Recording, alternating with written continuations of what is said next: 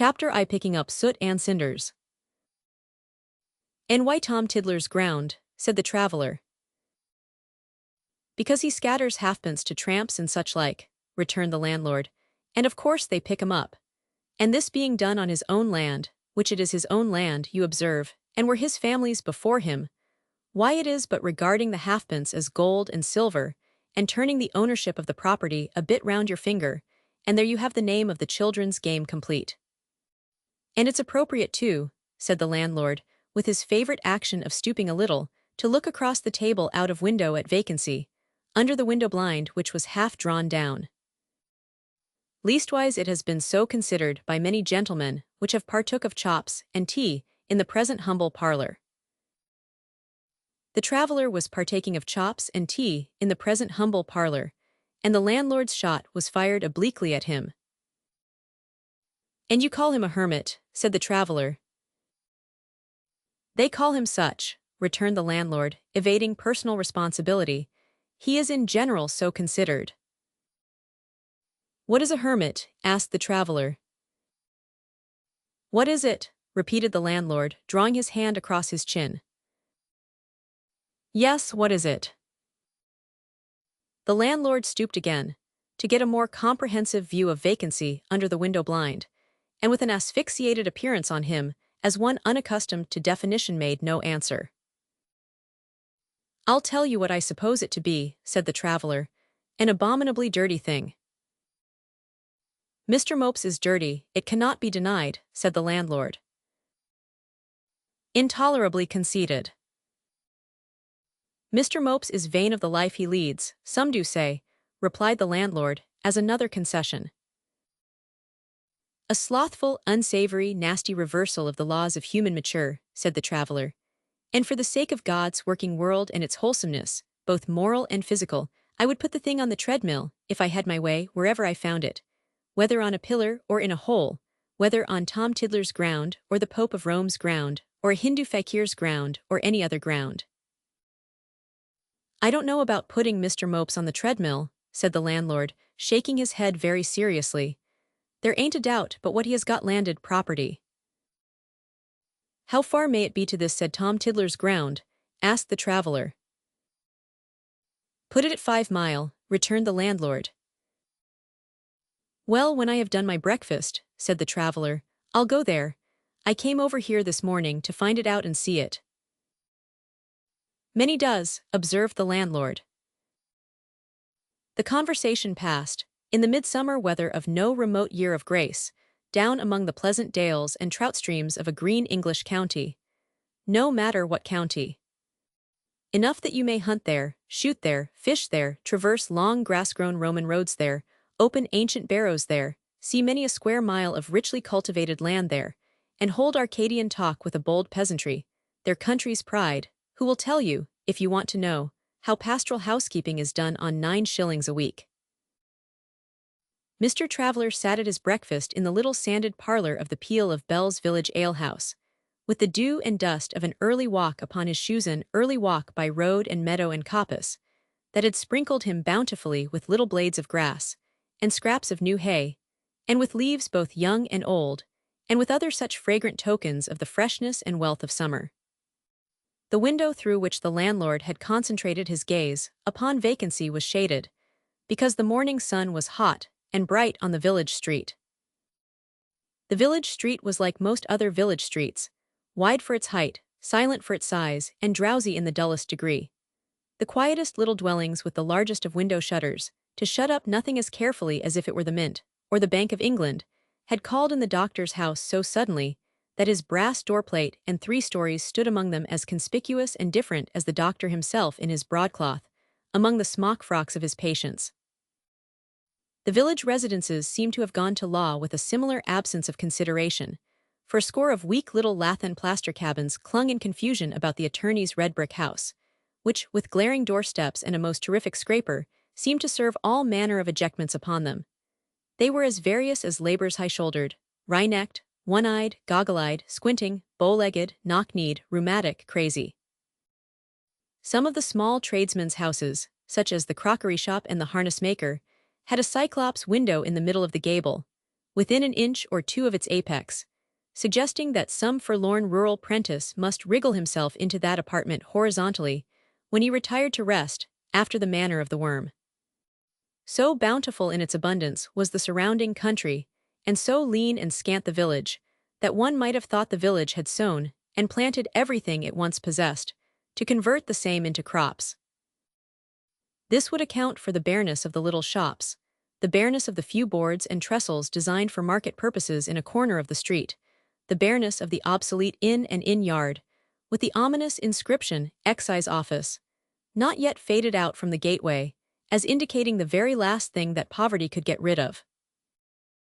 This would also account for the determined abandonment of the village by one stray dog, fast lessening in the perspective where the white posts and the pond were, and would explain his conduct on the hypothesis that he was going, through the act of suicide, to convert himself into manure and become a part proprietor in turnips or mangold wurzel. Mr. Traveler, having finished his breakfast and paid his moderate score, walked out to the threshold of the Peal of Bells, and thence, directed by the pointing finger of his host, betook himself towards the ruined hermitage of Mr. Mopes the Hermit. For Mr. Mopes, by suffering everything about him to go to ruin, and by dressing himself in a blanket and skewer, and by steeping himself in soot and grease and other nastiness, had acquired great renown in all that countryside, far greater renown than he could ever have won for himself, if his career had been that of any ordinary Christian or decent Hottentot. He had even blanketed and skewered and sooted and greased himself into the London papers. And it was curious to find, as Mr. Traveler found by stopping for a new direction at this farmhouse, or at that cottage as he went along, with how much accuracy the morbid Mopes had counted on the weakness of his neighbors to embellish him. A mist of home-brewed marvel and romance surrounded Mopes, in which, as in all fogs, the real proportions of the real object were extravagantly heightened. He had murdered his beautiful beloved in a fit of jealousy and was doing penance. He had made a vow under the influence of grief. He had made a vow under the influence of a fatal accident. He had made a vow under the influence of religion. He had made a vow under the influence of drink. He had made a vow under the influence of disappointment. He had never made any vow, but had got led into it by the possession of a mighty and most awful secret. He was enormously rich, he was stupendously charitable, he was profoundly learned, he saw specters, he knew and could do all kinds of wonders. Some said he went out every night, and was met by terrified wayfarers stalking along dark roads. Others said he never went out, some knew his penance to be nearly expired, others had positive information that his seclusion was not a penance at all, and would never expire but with himself. Even, as to the easy facts of how old he was, or how long he had held verminous occupation of his blanket and skewer, no consistent information was to be got from those who must know if they would. He was represented as being all the ages between 25 and 60, and as having been a hermit 7 years, 12, 20, 30, though 20, on the whole, appeared the favorite term. "Well, well," said Mr. Traveler, "at any rate, let us see what a real live hermit looks like." So Mr. Traveler went on, and on, and on, until he came to Tom Tiddler's ground. It was a nook in a rustic by-road, which the genius of Mopes had laid waste as completely as if he had been born an emperor and a conqueror. Its center object was a dwelling house, sufficiently substantial, all the window glass of which had been long ago abolished by the surprising genius of Mopes, and all the windows of which were barred across with rough split logs of trees nailed over them on the outside. A rickyard, hip-high in vegetable rankness and ruin, contained outbuildings from which the thatch had lightly fluttered away, on all the winds of all the seasons of the year, and from which the planks and beams had heavily dropped and rotted. The frosts and damps of winter, and the heats of summer, had warped what wreck remained, so that not a post or a board retained the position it was meant to hold, but everything was twisted from its purpose, like its owner, and degraded and debased. In this homestead of the sluggard, behind the ruined hedge, and sinking away among the ruined grass and the nettles, were the last perishing fragments of certain ricks, which had gradually mildewed and collapsed, until they looked like mounds of rotten honeycomb or dirty sponge. Tom Tiddler's ground could even show its ruined water, for there was a slimy pond into which a tree or two had fallen. One soppy trunk and branches lay across it, then which in its accumulation of stagnant weed, and in its black decomposition, and in all its foulness and filth, was almost comforting, regarded as the only water that could have reflected the shameful place without seeming polluted by that low office. Mr. Traveler looked all around him on Tom Tiddler's ground, and his glance at last encountered a dusky tinker lying among the weeds and rank grass, in the shade of the dwelling-house. A rough walking-staff lay on the ground by his side, and his head rested on a small wallet. He met Mr. Traveler's eye without lifting up his head, merely depressing his chin a little, for he was lying on his back to get a better view of him. "Good day," said Mr. Traveler. "Same to you, if you like it," returned the tinker. "Don't you like it? It's a very fine day." "I ain't particular in weather," returned the tinker with a yawn. Mr. Traveler had walked up to where he lay and was looking down at him. "This is a curious place," said Mr. Traveler. I suppose so," returned the tinker. "Tom Tiddler's ground, they call this." "Are you well acquainted with it?" "Never saw it afore today," said the tinker with another yawn, "and don't care if I never see it again. There was a man here just now, told me what it was called. If you want to see Tom himself, you must go in at that gate." He faintly indicated with his chin a little mean ruin of a wooden gate at the side of the house. "Have you seen Tom?" "No, and I ain't particular to see him. I can see a dirty man anywhere." "He does not live in the house then," said Mr. Traveler, casting his eyes upon the house anew. "The man said," returned the tinker rather irritably, "him as was here just now, this what you're a-laying on, mate, is Tom Tiddler's ground. And if you want to see Tom, he says, you must go in at that gate. The man come out at that gate himself, and he ought to know." "Certainly," said Mr. Traveler. "Though perhaps," exclaimed the tinker, so struck by the brightness of his own idea, that it had the electric effect upon him of causing him to lift up his head an inch or so, "perhaps he was a liar. He told some rum, uns him as was here just now, did about this place of Tom's. He says him as was here just now when Tom shut up the house, mate, to go to rack, the beds was left, all made, like as if somebody was a-going to sleep in every bed. And if you was to walk through the bedrooms now, you'd see the ragged mouldy bedclothes a-heaving, and a-heaving like seas." "And a heaving with what?" he says. "Why, with the rats under 'em." "I wish I had seen that man," Mr. Traveler remarked. "You'd have been welcome to see him instead of me seeing him," growled the tinker, "for he was a long-winded one." Not without a sense of injury in the remembrance, the tinker gloomily closed his eyes. Mr. Traveler, deeming the tinker a short-winded one, from whom no further breath of information was to be derived, betook himself to the gate. Swung upon its rusty hinges, it admitted him into a yard in which there was nothing to be seen but an outhouse attached to the ruined building, with a barred window in it. As there were traces of many recent footsteps under this window, and as it was a low window and unglazed, Mr. Traveler made bold to peep within the bars. And there to be sure he had a real live hermit before him, and could judge how the real dead hermits used to look. He was lying on a bank of soot and cinders, on the floor, in front of a rusty fireplace. There was nothing else in the dark little kitchen, or scullery, or whatever his den had been originally used as, but a table with a litter of old bottles on it.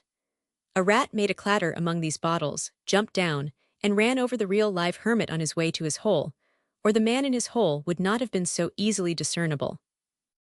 Tickled in the face by the rat's tail, the owner of Tom Tiddler's ground opened his eyes, saw Mr. Traveler, started up, and sprang to the window. "Humph," thought Mr. Traveler, retiring a pace or two from the bars. "A compound of Newgate, Bedlam, a debtor's prison in the worst time, a chimney-sweep, a mudlark, and the noble savage. A nice old family, the hermit family. Ha!" Mr. Traveler thought this, as he silently confronted the sooty object in the blanket and skewer, in sober truth it wore nothing else, with the matted hair and the staring eyes. Further, Mr. Traveler thought, as the eye surveyed him with a very obvious curiosity in ascertaining the effect they produced, vanity, vanity, vanity. Verily, all is vanity. "What is your name, sir, and where do you come from?" asked Mr. Mopes the hermit with an air of authority, but in the ordinary human speech of one who has been to school. Mr. Traveler answered the inquiries. "Did you come here, sir, to see me?" "I did, I heard of you, and I came to see you. I know you like to be seen." Mr. Traveler coolly threw the last words in, as a matter of course, to forestall an affectation of resentment or objection that he saw rising beneath the grease and grime of the face. They had their effect. "So," said the hermit, after a momentary silence, unclasping the bars by which he had previously held, and seating himself behind them on the ledge of the window, with his bare legs and feet crouched up, "you know I like to be seen." Mr. Traveler looked about him for something to sit on, and, observing a billet of wood in a corner, brought it near the window. Deliberately seating himself upon it, he answered, "Just so." Each looked at the other, and each appeared to take some pains to get the measure of the other. "Then you have come to ask me why I lead this life," said the hermit, frowning in a stormy manner. "I never tell that to any human being. I will not be asked that." "Certainly you will not be asked that by me," said Mr. Traveler, "for I have not the slightest desire to know." "You are an uncouth man," said Mr. Mopes the hermit. "You are another," said Mr. Traveler. The hermit, who was plainly in the habit of overawing his visitors with the novelty of his filth and his blanket and skewer, glared at his present visitor in some discomfiture and surprise, as if he had taken aim at him with a sure gun, and his piece had missed fire. "Why do you come here at all?" he asked after a pause. "Upon my life," said Mr. Traveler, "I was made to ask myself that very question only a few minutes ago by a tinker too." As he glanced towards the gate in saying it, the hermit glanced in that direction likewise. "Yes, he is lying on his back in the sunlight outside," said Mr. Traveler, as if he had been asked concerning the man, "and he won't come in, for he says, and really very reasonably, what should I come in for? I can see a dirty man anywhere." "You are an insolent person, go away from my premises." "Go," said the hermit, in an imperious and angry tone. "Come, come," returned Mr. Traveler, quite undisturbed. "This is a little too much. You are not going to call yourself clean. Look at your legs. And as to these being your premises, they are in far too disgraceful a condition to claim any privilege of ownership or anything else." The hermit bounced down from his window ledge and cast himself on his bed of soot and cinders. "I am not going," said Mr. Traveler, glancing in after him. "You won't get rid of me in that way. You had better come and talk." "I won't talk," said the hermit, flouncing round to get his back towards the window. "Then I will," said Mr. Traveler. "Why should you take it ill that I have no curiosity to know why you live this highly absurd and highly indecent life? When I contemplate a man in a state of disease, surely there is no moral obligation on me to be anxious to know how he took it." After a short silence, the hermit bounced up again and came back to the barred window. "What, you are not gone?" he said, affecting to have supposed that he was. "Nor going," Mr. Traveler replied. "I design to pass the summer day here." "How dare you come, sir, upon my promises?" The hermit was returning when his visitor interrupted him. "Really, you know, you must not talk about your premises. I cannot allow such a place as this to be dignified with the name of premises." "How dare you," said the hermit, shaking his bars, "come in at my gate to taunt me with being in a diseased state?" "Why, Lord bless my soul," returned the other, very composedly, "you have not the face to say that you are in a wholesome state.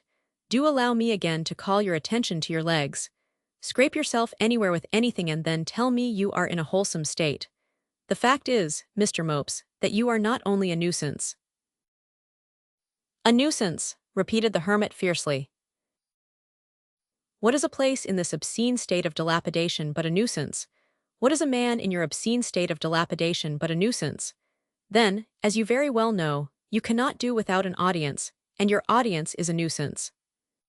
You attract all the disreputable vagabonds and prowlers within 10 miles around, by exhibiting yourself to them in that objectionable blanket, and by throwing copper money among them, and giving them drink out of those very dirty jars and bottles that I see in there. Their stomachs need be strong. And in short, said Mr.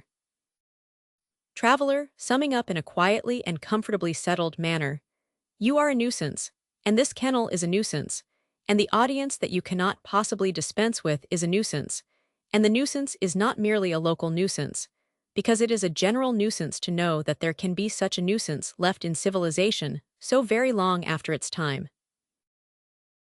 Will you go away? I have a gun in here, said the hermit. Pooh!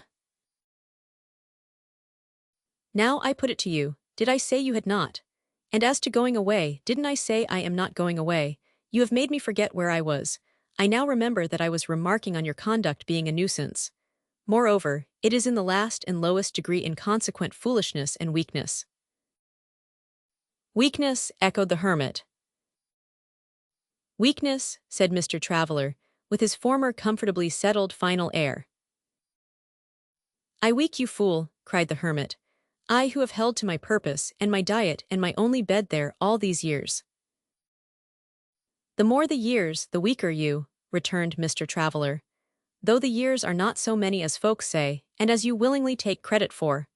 The crust upon your face is thick and dark, Mr. Mopes, but I can see enough of you through it to see that you are still a young man. Inconsequent foolishness is lunacy, I suppose, said the hermit. I suppose it is very like it, answered Mr. Traveler. Do I converse like a lunatic? One of us two must have a strong presumption against him of being one, whether or no, either the clean and decorously clad man, or the dirty and indecorously clad man. I don't say which. Why, you self-sufficient bear, said the hermit, not a day passes but I am justified in my purpose by the conversations I hold here. Not a day passes but I am shown, by everything I hear and see here, how right and strong I am in holding my purpose. Mr. Traveler, lounging easily on his billet of wood, took out a pocket pipe and began to fill it. Now that a man, he said, appealing to the summer sky as he did so, that a man even behind bars, in a blanket and skewer should tell me that he can see, from day to day, any orders or conditions of men, women, or children, who can by any possibility teach him that it is anything but the miserablest drivelling for a human creature to quarrel with his social nature, not to go so far as to say, to renounce his common human decency, for that is an extreme case. Or who can teach him that he can in any wise separate himself from his kind and the habits of his kind, without becoming a deteriorated spectacle calculated to give the devil, and perhaps the monkeys, pleasure is something wonderful. I repeat, said Mr. Traveler, beginning to smoke, the unreasoning hardihood of it is something wonderful even in a man with the dirt upon him an inch or two thick behind bars in a blanket and skewer. The hermit looked at him irresolutely, and retired to his soot and cinders and lay down, and got up again and came to the bars, and again looked at him irresolutely, and finally said with sharpness, I don't like tobacco. I don't like dirt, rejoined Mr. Traveler. Tobacco is an excellent disinfectant. We shall both be the better for my pipe. It is my intention to sit here through this summer day, until that blessed summer sun sinks low in the west, and to show you what a poor creature you are, through the lips of every chance wayfarer who may come in at your gate. What do you mean? Inquired the hermit with a furious air. I mean that yonder is your gate, and there are you, and here am I. I mean that I know it to be a moral impossibility that any person can stray in at that gate from any point of the compass, with any sort of experience, gained at first hand, or derived from another, that can confute me and justify you. You are an arrogant and boastful hero, said the hermit. You think yourself profoundly wise. Bah, returned Mr. Traveler, quietly smoking. There is little wisdom in knowing that every man must be up and doing, and that all mankind are made dependent on one another. You have companions outside, said the hermit. I am not to be imposed upon by your assumed confidence in the people who may enter. A depraved distrust, returned the visitor, compassionately raising his eyebrows, of course belongs to your state, I can't help that. Do you mean to tell me you have no confederates? I mean to tell you nothing but what I have told you. What I have told you is, that it is a moral impossibility that any son or daughter of Adam can stand on this ground that I put my foot on, or on any ground that mortal treads, and gainsay the healthy tenure on which we hold our existence. Which is, sneered the hermit, according to you. Which is, returned the other, according to eternal providence, that we must arise and wash our faces and do our gregarious work and act and react on one another, leaving only the idiot and the palsied to sit blinking in the corner. Come, apostrophizing the gate. Open sesame, show his eyes and grieve his heart. I don't care who comes, for I know what must come of it. With that he faced round a little on his billet of wood towards the gate. And Mr. Mopes, the hermit, after 2 or 3 ridiculous bounces of indecision at his bed and back again, submitted to what he could not help himself against, and coiled himself on his window-ledge, holding to his bars and looking out rather anxiously. Chapter VI Picking Up Miss KIMMEENS 1. Day was by this time waning, when the gate again opened, and with the brilliant golden light that streamed from the declining sun and touched the very bars of the sooty creature's den, there passed in a little girl with beautiful bright hair. She wore a plain straw hat, had a door key in her hand, and tripped towards Mr. Traveller as if she were pleased to see him and were going to repose some childish confidence in him, when she caught sight of the figure behind the bars, and started back in terror. "Don't be alarmed, darling," said Mr. Traveller, taking her by the hand. "Oh, but I don't like it," urged the shrinking child, "it's dreadful." "Well, I don't like it either," said Mr. Traveller. "Who has put it there?" asked the little girl. "Does it bite?" "No, only barks, but can't you make up your mind to see it, my dear?" For she was covering her eyes. "Oh, no, no, no," returned the child. "I cannot bear to look at it." Mr. Traveller turned his head towards his friend in there, as much as to ask him how he liked that instance of his success, and then took the child out at the still open gate, and stood talking to her for some half an hour in the mellow sunlight. At length he returned, encouraging her as she held his arm with both her hands, and laying his protecting hand upon her head and smoothing her pretty hair, he addressed his friend behind the bars as follows. Miss Pupford's establishment for 6 young ladies of tender years is an establishment of a compact nature, an establishment in miniature, quite a pocket establishment. Miss Pupford, Miss Pupford's assistant with the Parisian accent, Miss Pupford's cook, and Miss Pupford's housemaid complete what Miss Pupford calls the educational and domestic staff of her Lilliputian college.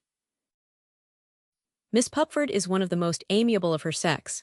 It necessarily follows that she possesses a sweet temper, and would own to the possession of a great deal of sentiment if she considered it quite reconcilable with her duty to parents.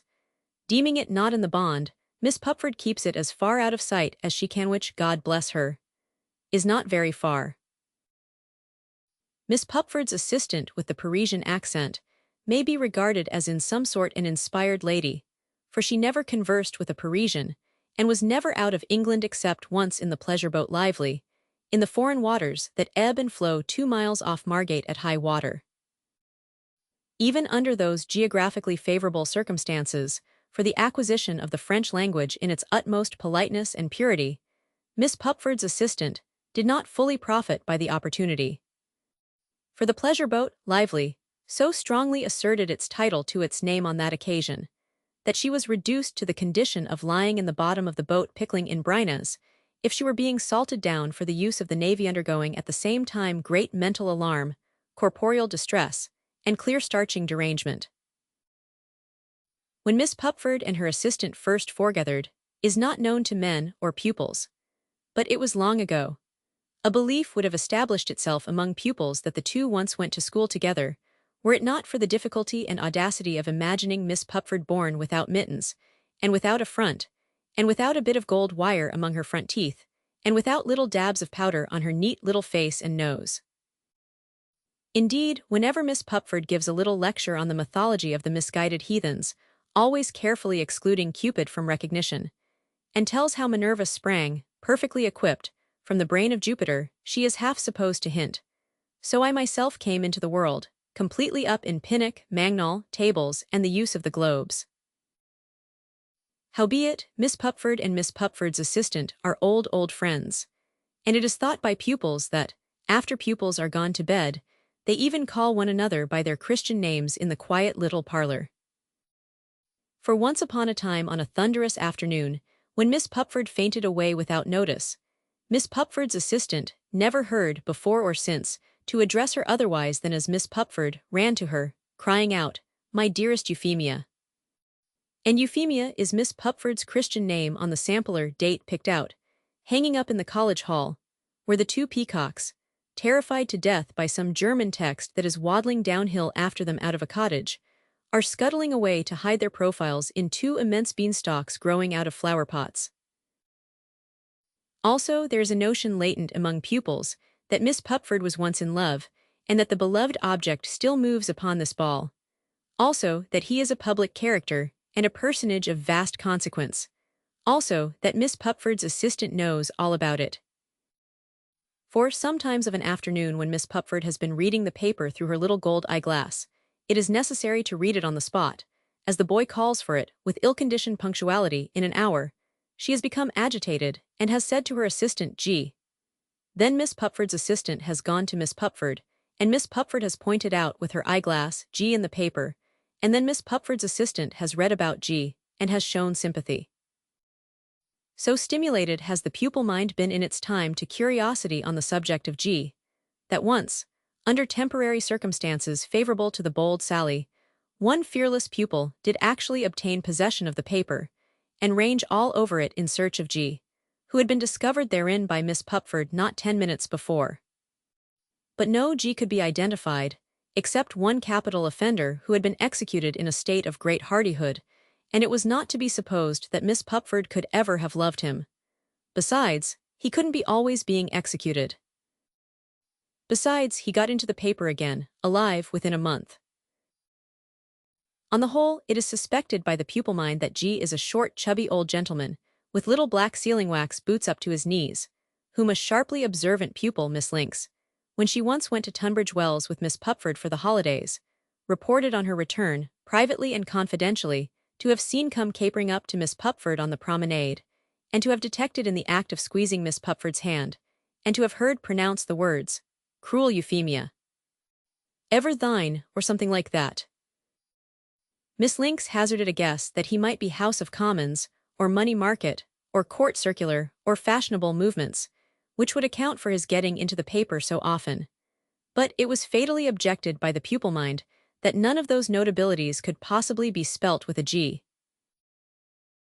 There are other occasions, closely watched and perfectly comprehended by the pupil mind, when Miss Pupford imparts with mystery to her assistant that there is special excitement in the morning paper. These occasions are, when Miss Pupford finds an old pupil coming out under the head of births, or marriages. Affectionate tears are invariably seen in Miss Pupford's meek little eyes when this is the case. And the pupil mind, perceiving that its order has distinguished itself though, the fact is never mentioned by Miss Pupford becomes elevated, and feels that it likewise is reserved for greatness. Miss Pupford's assistant with the Parisian accent has a little more bone than Miss Pupford, but is of the same trim orderly diminutive cast, and from long contemplation, admiration and imitation of Miss Pupford has grown like her. Being entirely devoted to Miss Pupford, and having a pretty talent for pencil drawing, she once made a portrait of that lady, which was so instantly identified and hailed by the pupils that it was done on stone at 5 shillings. Surely the softest and milkiest stone that ever was quarried received that likeness of Miss Pupford. The lines of her placid little nose are so undecided in it that strangers to the work of art are observed to be exceedingly perplexed as to where the nose goes to, and involuntarily feel their own noses in a disconcerted manner. Miss Pupford being represented in a state of dejection at an open window, ruminating over a bowl of gold fish, the pupil mind has settled that the bowl was presented by G, and that he wreathed the bowl with flowers of soul, and that Miss Pupford is depicted as waiting for him on a memorable occasion when he was behind his time. The approach of the last midsummer holidays had a particular interest for the pupil mind, by reason of its knowing that Miss Pupford was bidden, on the second day of those holidays, to the nuptials of a former pupil. As it was impossible to conceal the fact so extensive, were the dressmaking preparations. Miss Pupford openly announced it. But she held it due to parents to make the announcement with an air of gentle melancholy, as if marriage were, as indeed it exceptionally has been, rather a calamity. With an air of softened resignation and pity, therefore, Miss Pupford went on with her preparations, and meanwhile no pupil ever went upstairs, or came down, without peeping in at the door of Miss Pupford's bedroom, when Miss Pupford wasn't there, and bringing back some surprising intelligence concerning the bonnet. The extensive preparations being completed on the day before the holidays, an unanimous entreaty was preferred to Miss Pupford by the pupil, mind-finding expression through Miss Pupford's assistant that she would deign to appear in all her splendor. Miss Pupford, consenting, presented a lovely spectacle. And although the oldest pupil was barely 13, every one of the 6 became in 2 minutes perfect in the shape, cut, color, price, and quality of every article Miss Pupford wore. Thus delightfully ushered in, the holidays began. 5 of the 6 pupils kissed little Kitty KIMMEENS 20 times over, round total, 100 times, for she was very popular, and so went home. Miss Kitty KIMMEENS remained behind, for her relations and friends were all in India, far away. A self-helpful, steady little child is Miss Kitty KIMMEENS, a dimpled child too, and a loving. So the great marriage day came, and Miss Pupford, quite as much fluttered as any bride could be, thought Miss Kitty KIMMEENS, went away, splendid to behold, in the carriage that was sent for her. But not Miss Pupford only went away, for Miss Pupford's assistant went away with her, on a dutiful visit to an aged uncle, though surely the venerable gentleman couldn't live in the gallery of the church where the marriage was to be, thought Miss Kitty KIMMEENS, and yet Miss Pupford's assistant had let out that she was going there. Where the cook was going, didn't appear, but she generally conveyed to Miss KIMMEENS that she was bound, rather against her will, on a pilgrimage to perform some pious office that rendered new ribbons necessary to her best bonnet, and also sandals to her shoes. "So you see," said the housemaid when they were all gone, "there's nobody left in the house but you and me, Miss KIMMEENS." "Nobody else," said Miss Kitty KIMMEENS, shaking her curls a little sadly. "Nobody." "And you wouldn't like your Bella to go too, would you, Miss KIMMEENS?" said the housemaid, she being Bella. "And no," answered little Miss KIMMEENS. "Your poor Bella is forced to stay with you, whether she likes it or not, ain't she, Miss KIMMEENS?" "Don't you like it?" inquired Kitty. "Why, you're such a darling, miss, that it would be unkind of your Bella to make objections. Yet my brother-in-law has been took unexpected bad by this morning's post, and your poor Bella is much attached to him, letting alone her favorite sister, Miss KIMMEENS." "Is he very ill?" asked little Kitty. "Your poor Bella has her fears so, Miss KIMMEENS," returned the housemaid, with her apron at her eyes.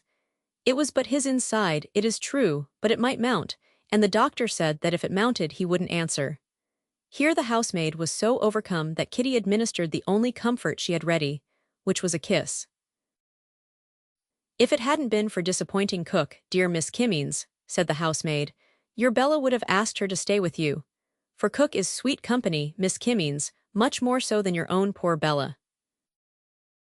"But you are very nice, Bella." "Your Bella could wish to be so, Miss KIMMEENS," returned the housemaid, "but she knows full well that it do not lay in her power this day." With which despondent conviction, the housemaid drew a heavy sigh, and shook her head, and dropped it on one side. "If it had been anyways right to disappoint cook," she pursued, in a contemplative and abstracted manner, "it might have been so easy done. I could have got to my brother-in-law's, and had the best part of the day there, and got back, long before our ladies come home at night, and neither the one nor the other of them need never have known it. Not that Miss Pupford would at all object, but that it might put her out, being tender-hearted.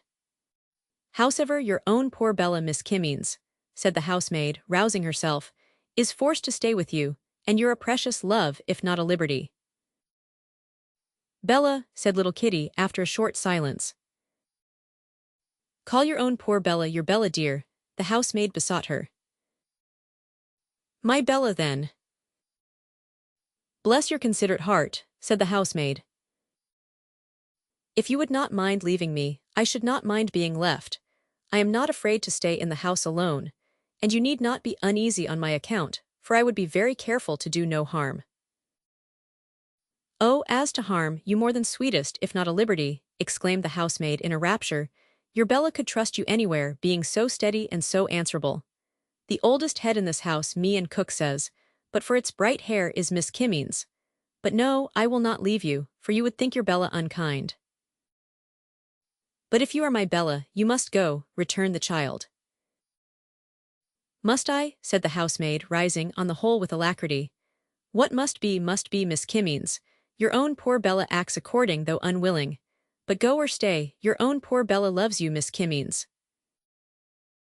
It was certainly go, and not stay, for within 5 minutes Miss Kimmeens's own poor Bella so much improved in point of spirits, as to have grown almost sanguine on the subject of her brother-in-law went her way, in apparel that seemed to have been expressly prepared for some festive occasion. Such are the changes of this fleeting world, and so short-sighted are we poor mortals.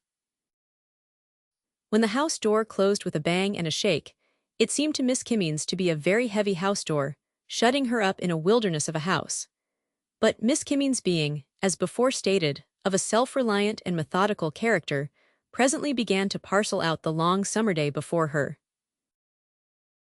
And first she thought she would go all over the house, to make quite sure that nobody with a greatcoat on and a carving knife in it had got under one of the beds or into one of the cupboards. Not that she had ever before been troubled by the image of anybody armed with a greatcoat and a carving knife, but that it seemed to have been shaken into existence by the shake and the bang of the great street door, reverberating through the solitary house. So little Miss Kimmeens looked under the 5 empty beds of the 5 departed pupils, and looked under her own bed, and looked under Miss Pupford's bed, and looked under Miss Pupford's assistant's bed. And when she had done this and was making the tour of the cupboards, the disagreeable thought came into her young head, what a very alarming thing it would be to find somebody with a mask on, like Guy Fawkes, hiding bolt upright in a corner and pretending not to be alive. However, Miss Kimmeens, having finished her inspection, without making any such uncomfortable discovery, sat down in her tidy little manner to needlework, and began stitching away at a great rate. The silence all about her soon grew very oppressive, and the more so because of the odd inconsistency that the more silent it was, the more noises there were. The noise of her own needle and thread as she stitched was infinitely louder in her ears than the stitching of all the 6 pupils, and of Miss Pupford, and of Miss Pupford's assistant, all stitching away at once on a highly emulative afternoon. Then the schoolroom clock conducted itself in a way in which it had never conducted itself before, fell lame, somehow, and yet persisted in running on as hard and as loud as it could. The consequence of which behavior was, that it staggered among the minutes in a state of the greatest confusion, and knocked them about in all directions without appearing to get on with its regular work. Perhaps this alarmed the stairs, but be that as it might, they began to creak in a most unusual manner, and then the furniture began to crack, and then poor little Miss Kimmeens, not liking the furtive aspect of things in general, began to sing as she stitched. But it was not her own voice that she heard, it was somebody else making believe to be Kitty, and singing excessively flat, without any heart, so as that would never mend matters. She left off again. By and by the stitching became so palpable a failure that Miss Kitty Kimmeens folded her work neatly, and put it away in its box, and gave it up. Then the question arose about reading. But no, the book that was so delightful when there was somebody she loved for her eyes to fall on when they rose from the page, had not more heart in it than her own singing now. The book went to its shelf as the needlework had gone to its box, and since something must be done, thought the child, I'll go put my room to rights. She shared her room with her dearest little friend among the other 5 pupils, and why then should she now conceive a lurking dread of the little friend's bedstead? But she did. There was a stealthy air about its innocent white curtains, and there were even dark hints of a dead girl lying under the coverlet. The great want of human company, the great need of a human face, began now to express itself in the facility with which the furniture put on strange exaggerated resemblances to human looks. A chair with a menacing frown was horribly out of temper in a corner, a most vicious chest of drawers snarled at her from between the windows. It was no relief to escape from those monsters to the looking-glass, for the reflection said, "What, is that you all alone there? How you stare!" And the background was all a great void stare as well. The day dragged on, dragging Kitty with it very slowly by the hair of her head, until it was time to eat. There were good provisions in the pantry, but their right flavor and relish had evaporated with the 5 pupils, and Miss Pupford, and Miss Pupford's assistant, and the cook and housemaid. Where was the use of laying the cloth symmetrically for one small guest, who had gone on ever since the morning growing smaller and smaller, while the empty house had gone on swelling larger and larger? The very grace came out wrong, for who were we who were going to receive and be thankful? So Miss Kimmeens was not thankful, and found herself taking her dinner in very slovenly style, gobbling it up. In short, rather after the manner of the lower animals, not to particularize the pigs. But this was by no means the worst of the change wrought out in the naturally loving and cheery little creature as the solitary day wore on. She began to brood and be suspicious. She discovered that she was full of wrongs and injuries. All the people she knew got tainted by her lonely thoughts and turned bad. It was all very well for Papa, a widower in India, to send her home to be educated, and to pay a handsome round sum every year for her to Miss Pupford, and to write charming letters to his darling little daughter. But what did he care for her being left by herself, when he was, as no doubt he always was, enjoying himself in company from morning till night? Perhaps he only sent her here, after all, to get her out of the way. It looked like it today, that is, for she had never dreamed of such a thing before. And this old pupil who was being married. It was unsupportably conceited and selfish in the old pupil to be married. She was very vain and very glad to show off, but it was highly probable that she wasn't pretty, and even if she were pretty, which Miss Kimmeens now totally denied, she had no business to be married, and even if marriage were conceded, she had no business to ask Miss Pupford to her wedding. As to Miss Pupford, she was too old to go to any wedding. She ought to know that. She had much better attend to her business. She had thought she looked nice in the morning, but she didn't look nice. She was a stupid old thing. G was another stupid old thing. Miss Pupford's assistant was another. They were all stupid old things together. More than that, it began to be obvious that this was a plot. They had said to one another, "Never mind Kitty, you get off and I'll get off, and we'll leave Kitty to look after herself. Who cares for her?" To be sure they were right in that question, for who did care for her, a poor little lonely thing against whom they all planned and plotted? Nobody. Here Kitty sobbed. At all other times she was the pet of the whole house, and loved her 5 companions in return with a child's tenderest and most ingenuous attachment. But now, the 5 companions put on ugly colors, and appeared for the first time under a sullen cloud. There they were, all at their homes that day, being made much of, being taken out, being spoilt and made disagreeable, and caring nothing for her. It was like their artful selfishness always to tell her when they came back, under pretense of confidence and friendship, all those details about where they had been, and what they had done and seen, and how often they had said, "Oh, if we had only darling little Kitty here." Here indeed, I dare say. When they came back after the holidays, they were used to being received by Kitty, and to saying that coming to Kitty was like coming to another home. Very well then, why did they go away? If they meant it, why did they go away? Let them answer that. But they didn't mean it, and couldn't answer that, and they didn't tell the truth, and people who didn't tell the truth were hateful. When they came back next time, they should be received in a new manner, they should be avoided and shunned. And there, the while she sat all alone revolving how ill she was used, and how much better she was than the people who were not alone, the wedding breakfast was going on. No question of it. With a nasty great bride cake, and with those ridiculous orange flowers, and with that conceited bride, and that hideous bridegroom, and those heartless bridesmaids, and Miss Pupford stuck up at the table. They thought they were enjoying themselves, but it would come home to them one day to have thought so. They would all be dead in a few years, let them enjoy themselves ever so much. It was a religious comfort to know that. It was such a comfort to know it, that little Miss Kitty Kimmeens suddenly sprang from the chair in which she had been musing in a corner, and cried out, "Oh, those envious thoughts are not mine, oh, this wicked creature isn't me. Help me somebody, I go wrong alone by my weak self. Help me anybody." "Miss Kimmeens is not a professed philosopher, sir," said Mr. Traveller, presenting her at the barred window and smoothing her shining hair, "but I apprehend there was some tincture of philosophy in her words, and in the prompt action with which she followed them. That action was, to emerge from her unnatural solitude and look abroad for wholesome sympathy to bestow and to receive. Her footsteps strayed to this gate, bringing her here by chance as an apposite contrast to you. The child came out, sir. If you have the wisdom to learn from a child, but I doubt it, for that requires more wisdom than one in your condition would seem to possess. You cannot do better than imitate the child, and come out too from that very demoralizing hutch of yours. Chapter VII Picking Up the Tinker. It was now sunset. The hermit had betaken himself to his bed of cinders half an hour ago, and lying on it in his blanket and skewer with his back to the window, took not the smallest heed of the appeal addressed to him. All that had been said for the last 2 hours had been said to a tinkling accompaniment performed by the tinker, who had got to work upon some villager's pot or kettle, and was working briskly outside. This music still continuing, seemed to put it into Mr. Traveller's mind to have another word or two with the tinker. So, holding Miss KIMMEENS, with whom he was now on the most friendly terms, by the hand, he went out at the gate to where the tinker was seated at his work on the patch of grass on the opposite side of the road, with his wallet of tools open before him, and his little fire smoking.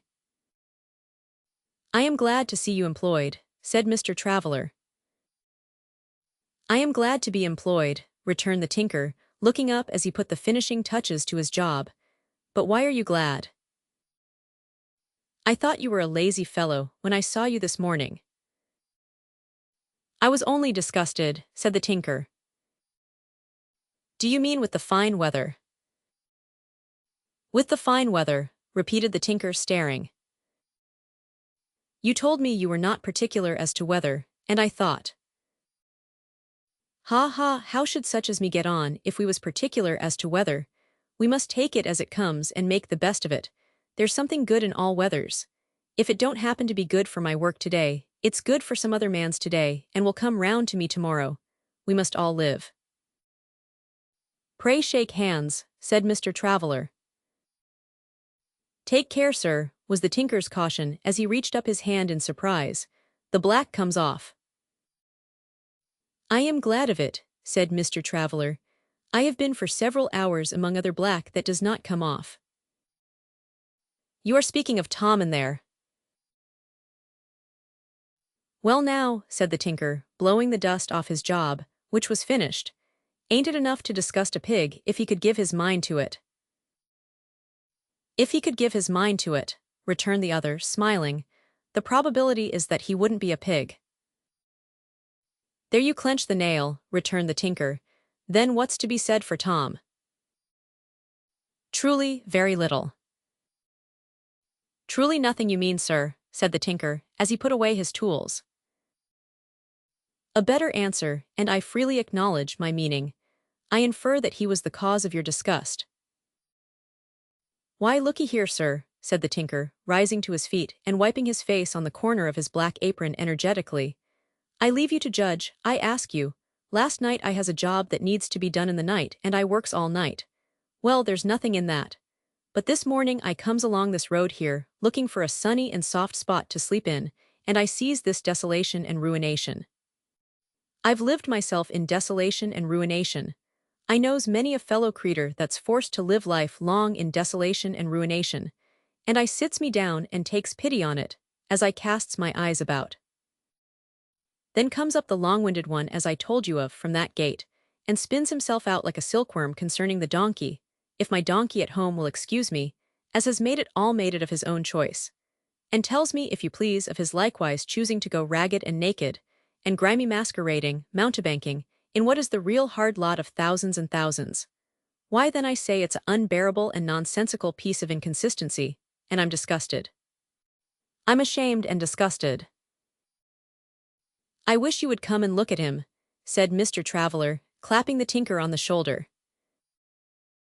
"Not I, sir," he rejoined. "I ain't a-going to flatter him up by looking at him." "But he is asleep." "Are you sure he is asleep?" asked the tinker with an unwilling air as he shouldered his wallet. "Sure." "Then I'll look at him for a quarter of a minute," said the tinker, "since you so much wish it, but not a moment longer." They all three went back across the road, and, through the barred window, by the dying glow of the sunset coming in at the gate which, the child held open for its admission, he could be pretty clearly discerned lying on his bed. "You see him?" asked Mr. Traveller. Yes, returned the tinker, and he's worse than I thought him. Mr. Traveler then whispered in few words what he had done since morning, and asked the tinker what he thought of that. I think, returned the tinker as he turned from the window, that you've wasted a day on him. I think so too, though not, I hope, upon myself. Do you happen to be going anywhere near the Peal of Bells? That's my direct way, sir, said the tinker. I invite you to supper there. And as I learn from this young lady that she goes some 3/4 of a mile in the same direction, we will drop her on the road, and we will spare time to keep her company at her garden gate until her own Bella comes home. So Mr. Traveler and the child and the tinker went along very amicably in the sweet-scented evening, and the moral with which the tinker dismissed the subject was that he said in his trade that metal that rotted for want of use had better be left to rot, and couldn't rot too soon, considering how much true metal rotted from overuse and hard service. 1. Dickens didn't write chapters 2 to 5, and they are omitted in this edition.